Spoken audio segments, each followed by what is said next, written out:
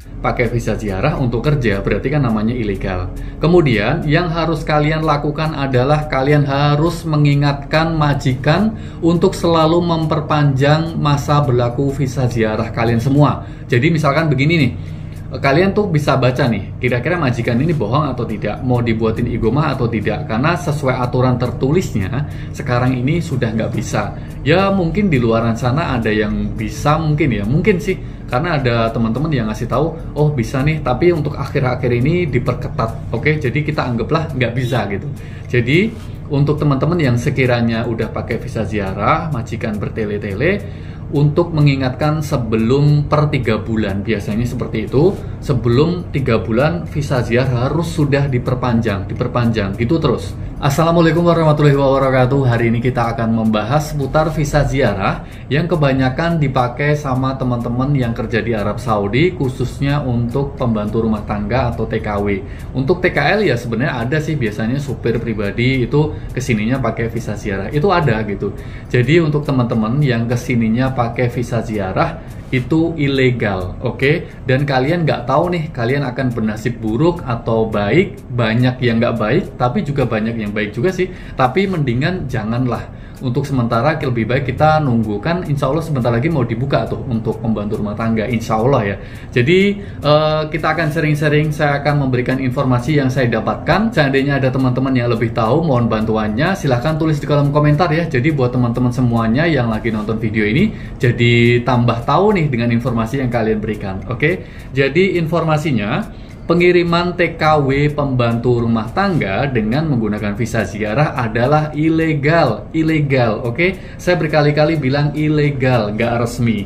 Jangan teriming-iming dengan sponsor atau agen atau apalah yang ada di Indonesia.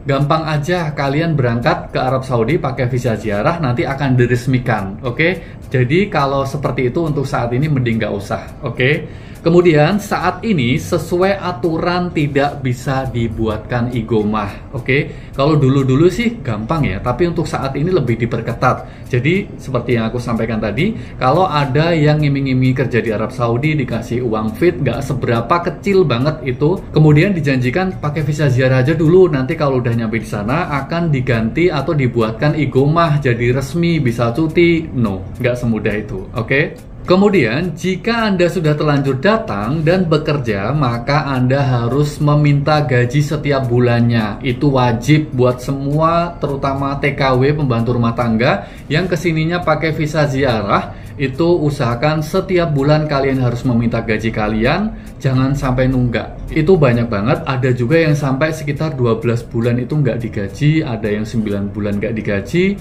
Majikannya sih bilang, insya Allah nanti dikasih, insya Allah aku nggak takut sama Allah, nanti akan saya kasih. Tapi nggak tahu kapan dikasihnya gitu loh.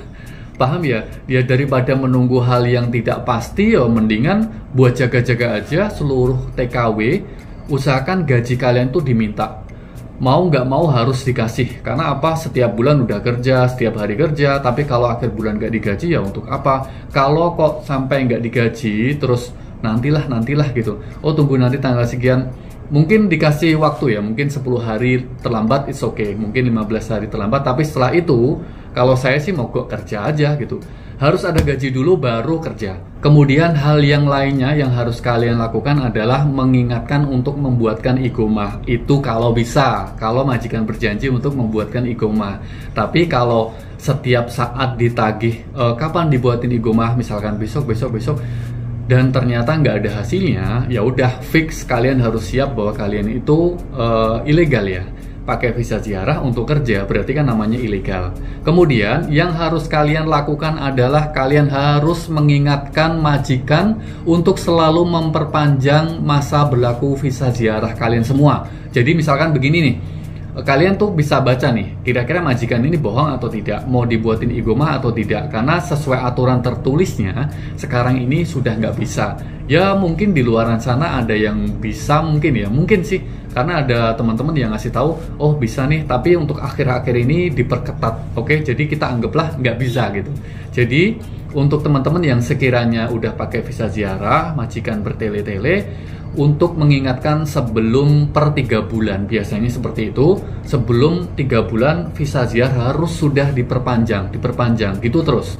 Jadi nanti kedepannya kalian itu nggak akan ribet, majikan juga nggak ribet, karena nanti kalau udah lama-lama terus nggak dibayar kemudian denda, majikan itu kebanyakannya angkat tangan. Ada juga yang tanggung jawab, itu ada. Kemarin saya ngurusin TKW selama 6 tahun pakai visa ziarah, kerja di tempat majikan yang sama. Masya Allah majikannya itu baik banget. Jadi selama 6 tahun itu belum dibalak huruf untuk visa ziarahnya. Kemudian kita proses persetujuan, udah bayarnya sekitar 10.000 rial sekitar itu. Kemudian oke, kita bayar ke orang yang siap bantuin. Ternyata setelah berhasil visa exitnya keluar, itu disita tuh paspor sama visa exitnya.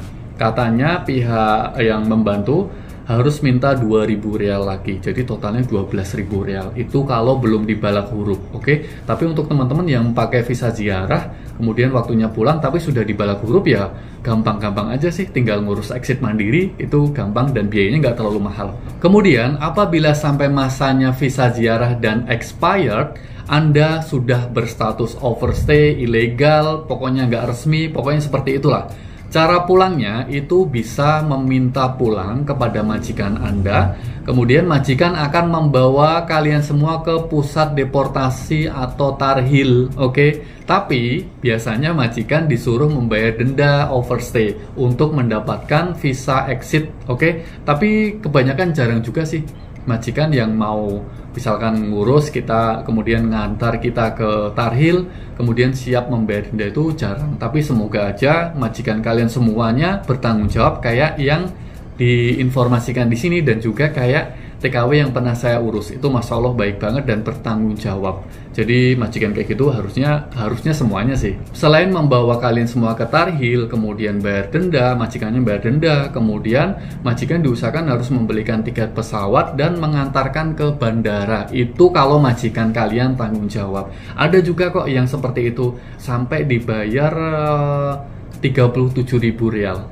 Jadi setelah saya proses TKW yang totalnya habis 12.000 itu tadi, majikannya itu dapat SMS dari Jawazat, tetap ada denda sebanyak 25.000 rial. Jadi majikannya itu tetap, udahlah daripada ribet, dibayar. Jadi totalnya itu 37.000 rial. Lumayan kan?